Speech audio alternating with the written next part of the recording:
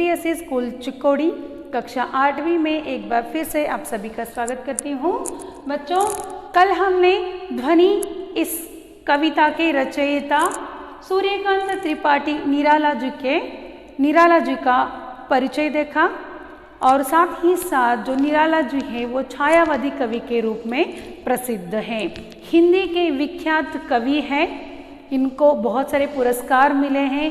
साथ ही साथ ये छायावादी कवि होने के कारण इन्होंने अपनी कविताओं में प्रकृति के अवयवों का भरपूर प्रमाण में उपयोग किया है।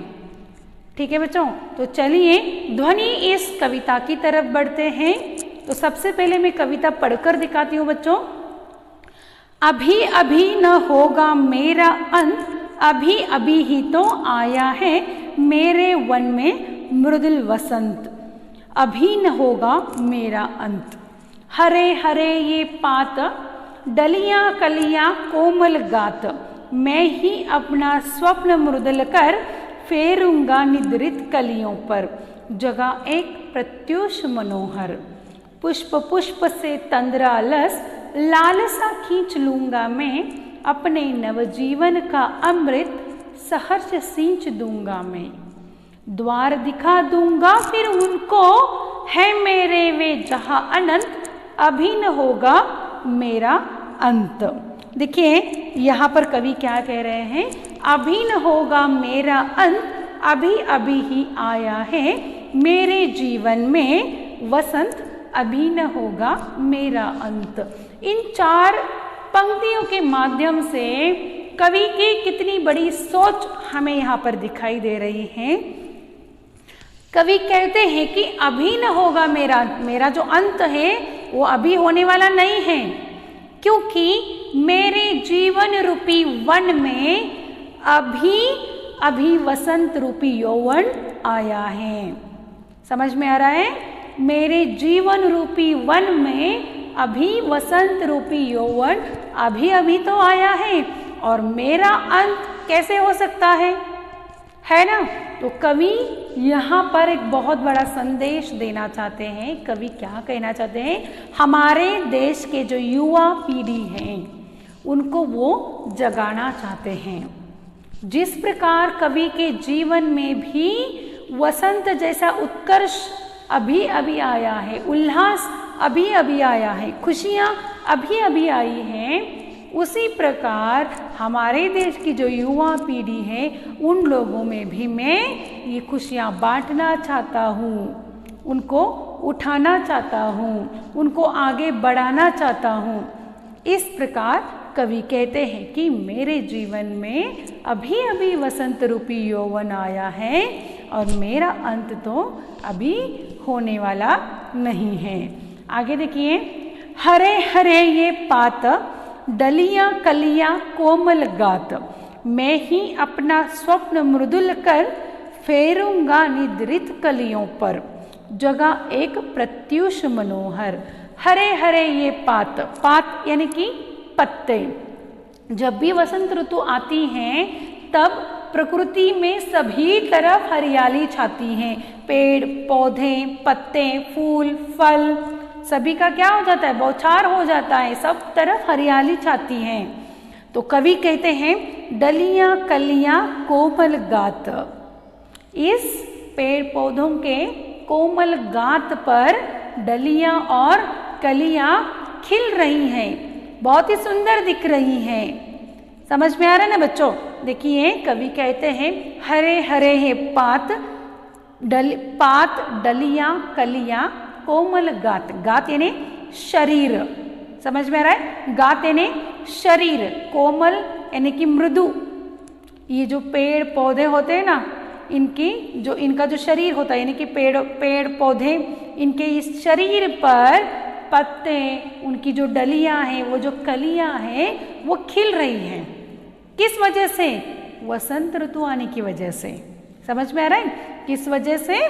वसंत की ऋतु के आने के वजह से मैं ही अपना स्वप्न मृदुल कर, स्वप्न यानी कि सपना, मृदुल यानी कि कोमल, कर यानी कि हाथ, मेरे इस कोमल हाथों से मेरा सपना मैं भी साकार करने जा रहा हूँ, क्योंकि मेरे जीवन में भी क्या हुआ है, अभी अभी वसंत आया है। जगा एक प्रत्युष मनोहर, प्रत्युष यानी कि एक नया सवेरा, मनोहर यानी कि सुंदर, प्रत्युष यानी कि क्या, एक नया सवेरा, प्रातः काल। मेरे जीवन में भी एक नया प्रातः काल आने वाला है, एक नया वसंत आने वाला है, और मैं क्या करने वाला हूँ, मेरे इस सपने को मैं साकार करने जा रहा हूँ।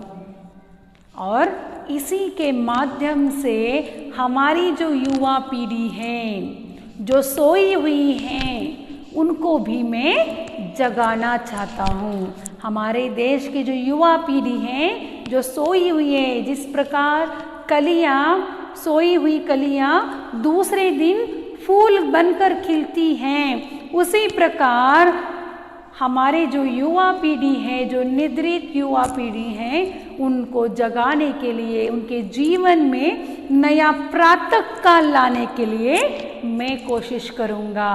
उन पर कोमल हाथ मैं फेरूंगा, इस प्रकार कवि कहना चाहते हैं। समझ में आया?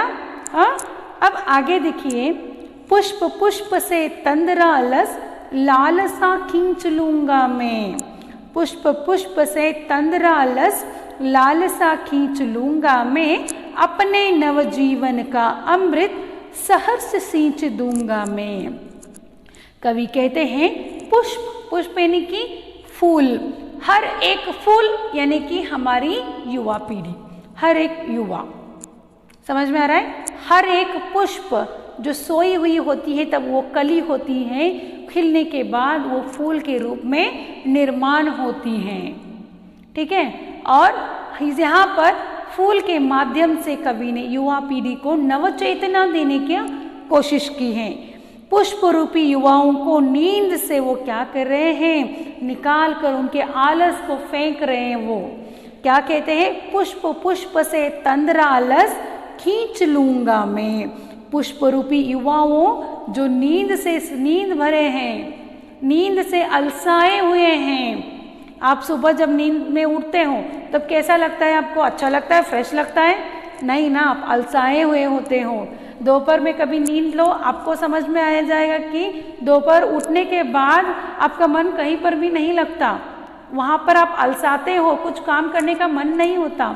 इसी प्रकार हमारे देश की जो युवा पीढ़ी है वो भी नींद में अलसाई हुई है, और उन युवा पीढ़ी को मैं क्या करने वाला हूँ, खींच लाने वाला हूँ, उनको जागरूक करने वाला हूँ, उनको कर्मशील बनाने वाला हूँ। अपने नवजीवन का अमृत सहर्ष सींच दूंगा मैं क्या करने वाला हूँ, उनको उनके नवजीवन में अमृत भरी खुशियों को मैं भरने वाला हूँ, जिससे वो क्या करें, अपने सही रास्ता चुने, सही रास्ते पर वो जाग सकें और वो जागरूक हो सकें, एक अच्छा देशवासी बन सके, उनमें धर्म कर्म की भावनाओं को मैं जगा सकूं।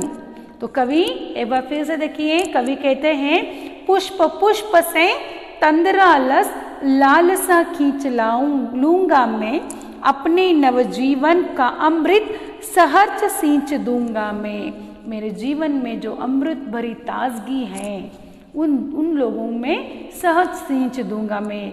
समझ में आ रहा है? वो क्या कहते हैं कि ये जो नवयुवा हैं वो तंद्रालस यानी कि नींद में अलसाए हुए हैं, उनमें उनके शरीर में आलस से भरा पड़ा हुआ है, वो नींद में है। अब वो कब खिलेंगे? जब उनके जीवन में वसंत रूपी यौवन आ जाएगा, वो उल्लास से भरेंगे, है ना। उनको एक मैं नई दिशा देना चाहता हूँ, उनके जीवन में अमृत भरना चाहता हूँ। तो कवि कहते हैं कि अपने नवजीवन का अमृत सहर्ष सींच दूंगा मैं, उनके जीवन में ताजगी भरना चाहता हूँ। अपने नवजीवन का अमृत खुशी खुशी से सींचने के लिए मैं तैयार हूँ। मतलब कवि अपनी रचना के माध्यम से अलसाए हुए नवयुवकों को एक नई चेतना देना चाहते हैं, ठीक है। अब आगे देखिए, द्वार दिखा दूंगा फिर उनको, है मेरे वे जहां अनंत, अभी न होगा मेरा अंत। देश अपने समाज की वृद्धि वो कर सकते हैं। अपने देश की वृद्धि, अपने समाज की वृद्धि कौन करेगा? हमारे ही ये नवयुवक, नवयुवा पीढ़ी ये क्या करने वाली है? हमारे देश को आगे लेकर जाने वाली है। लेकिन उनको, उनके मन में ताजगी कौन भरेगा? लेखक कहते हैं कि मेरे कविताओं के माध्यम से मैं उनके जीवन में ताजगी भरी खुशियाँ लेकर आऊँगा, जिससे वे आगे बढ़ सकें। उनको द्वार दिखा दूंगा। द्वार यानी कि दरवाज़ा, घर का जो दरवाज़ा होता है उसे हम क्या कहते हैं? द्वार। उनको द्वार दिखा दूंगा, है मेरे वे जहाँ अनंत। मेरे जो युवा पीढ़ी हैं वो जहाँ पर मतलब अनंत में समाविष्ट हैं, कहाँ पर हैं वो, उनको मैं दिशा देना चाहता हूँ। इसीलिए मेरा अभी अंत होने वाला नहीं है। जो पुष्परूपी नवयुवक हैं उनको मैं क्या करना चाहता हूँ? द्वार दिखाना चाहता हूँ। जो नींद में अलसाए हुए युवक हैं उनके मन में ताजगी भरना चाहता हूँ, उनके मन में खुशियाँ भरना चाहता हूँ, जिसके कारण से वो एक अच्छे रास्ते पर चल सके। उनके मन में एक अपने देश के प्रति एक अच्छी भावना, अपने धर्म के प्रति, अपने कर्म के प्रति, अपने ईमान के प्रति उनके मन में अच्छी भावना जाग जाए। समझ में आ रहा है? एक बार फिर से कविता को स्पष्ट करती हूँ। देखिए बच्चों, अभी न होगा मेरा अंत, अभी अभी ही आया है मेरे जीवन में मृदुल वसंत। अभी न होगा मेरा अंत। कवि यहाँ पर पहले पल्लव में कहते हैं कि मेरे जीवन का अंत अभी होने वाला नहीं है, क्योंकि मेरे जीवन रूपी वन में वसंत रूपी यौवन अभी अभी आया है। ठीक है। हरे हरे ये पात, डलियां कलियां कोमल गात, मैं ही अपना स्वप्न मृदुल कर फेरूंगा निद्रित कलियों पर, जगह एक प्रत्युष मनोहर। हरे हरे ये पात, डलियां कलियां कोमल गात। जिस प्रकार प्रकृति में पेड़ पौधों के कोमल शरीर पर, कोमल गात पर नई नई कलियां खिलती हैं, नई नई डलियां आती हैं, नए पत्ते आते हैं, उसी प्रकार मेरे देश के जो नवयुवक हैं उनके जीवन में भी एक नया सवेरा आने वाला है। और वो नया सवेरा कैसे आएगा? कवि के कोमल हाथ फेरने के बाद, यानी कि कवि के कविताओं के माध्यम से उनके जीवन में ताजगी भरी खुशियाँ आ जाएगी। ठीक है बच्चों। पुष्प पुष्प से तंद्रालस, लालसा खींच लूंगा मैं, अपने नवजीवन का अमृत सहर्ष सींच दूंगा मैं। कवि कहते हैं कि पुष्प रूपी जो नवयुवक है, पुष्प रूपी जो नवयुवक है, जो नींद में अलसाए हुए हैं, उनके जीवन में मैं खुशियाँ लाना चाहता हूँ, ताजगी भरी खुशियाँ मैं उनके जीवन में लाना चाहता हूँ, क्योंकि उनके जीवन में भी एक नया सवेरा हो, एक नए राह पर वो चल सकेंगे।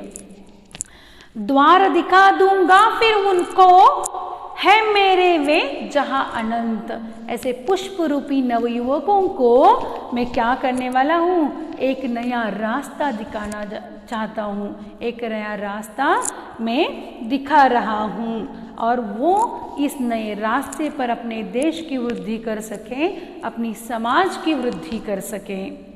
ठीक है बच्चों, समझ में आई ये कविता? आशा करती हूँ कि आपको ये कविता समझ में आई होंगी। अगर कोई कन्फ्यूज़न हो तो आप मुझे फ़ोन कर बता सकते हैं। तो बच्चों, आज का जो आपका होमवर्क है, इस कविता को आपके नोटबुक में आपको लिखना है। साथ ही साथ इस कविता में आए जोड़ाक्षर, संयुक्त अक्षरों को आपको लिखना है। ठीक है। अगले क्लास में हम इस कविता के प्रश्नोत्तर पर चर्चा करेंगे। धन्यवाद।